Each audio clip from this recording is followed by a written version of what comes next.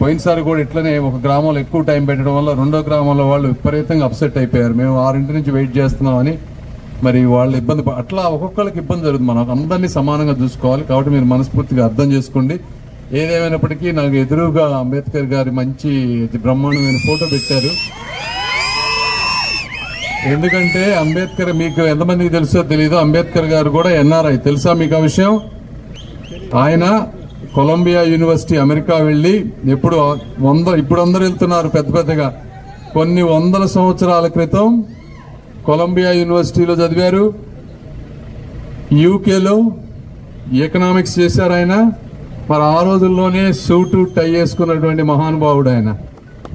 So వచ్చి రాజ్యాంగం రాయటం కానీ, సమాన హక్కుల గురించి పోరాటం చేయటం కానీ, ఇలా ఎన్నో మార్పులు ఈరోజు ప్రతి ఒక్కళ్ళ గుండెల్లో హృదయాల్లో ఈ రోజులు ఉన్నారు అంటే మరి ఎంత అదృష్టమో చూడండి. అయితే ఒక విషయం చెప్పాలి మీకు. అంటే నేను అన్ని రాజకీయం చేస్తానని కాదు, కానీ మనం రాజకీయ పార్టీల్లో ఉన్నాము, దీని గురించి మాట్లాడాలి కాబట్టి. నిన్న నేను రాజధాని వెళ్ళినప్పుడు అక్కడ 125 ఎకరాలు చంద్రబాబు నాయుడు గారు అంబేద్కర్ స్మృతివనం అని చెప్పి కేటాయించారు. 125 ఎకరాల్లో 25 కోట్లు ఖర్చు పెట్టారు.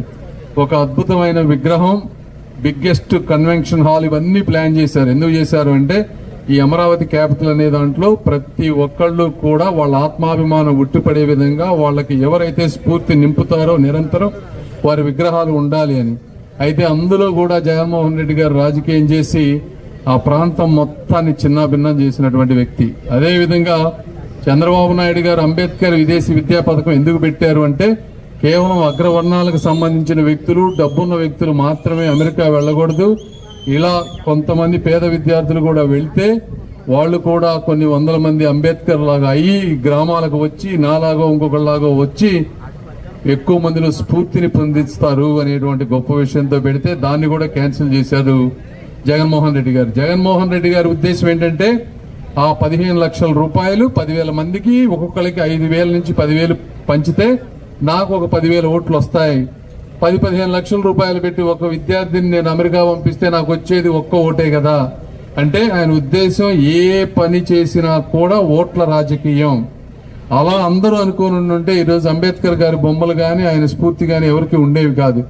కాబట్టి పేదవాళ్ళందరూ కూడా ఆలోచించండి. అదేవిధంగా రెండోది, ఈ ప్రాంతంలో కానీ చుట్టుపక్కల ఎక్కడికి పోయినా కూడా రోడ్డు పక్కన మనకు చాలా పూరి గుడిసెలు కనిపిస్తా ఉన్నాయి. ఈ రోజుకి కూడా 1 సెంటు ఇళ్ల పట్టాలు ఇచ్చారు. ఈ ఇళ్ల స్థలాల్లో చాలా అవినీతి జరిగింది. ఒక్కొక్క ప్రాంతంలో 10-20 లక్షలు ఉండేటువంటి పొలాలని 30-40-50 లక్షల రూపాయలు 2-3 రెట్లు చేసి కొన్నారు. అందులో కనుక అవినీతి జరగకుండా ఉండుంటే ప్రతి పేదవాళ్ళకి 2 నుంచి 3 సెంట్లు స్థలం వచ్చేది ఈ రోజున ఇళ్ల స్థలాలు.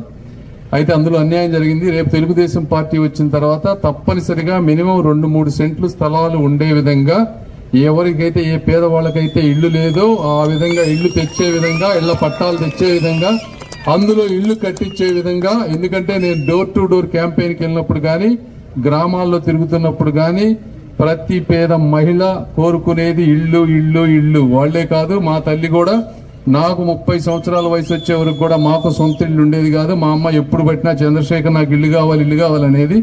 కాబట్టి ఒక పేద మహిళ ఆశ ఎలా ఉంటుందంటే ఇల్లు అనేది ఎంత ముఖ్యమో మాకు తెలుసు.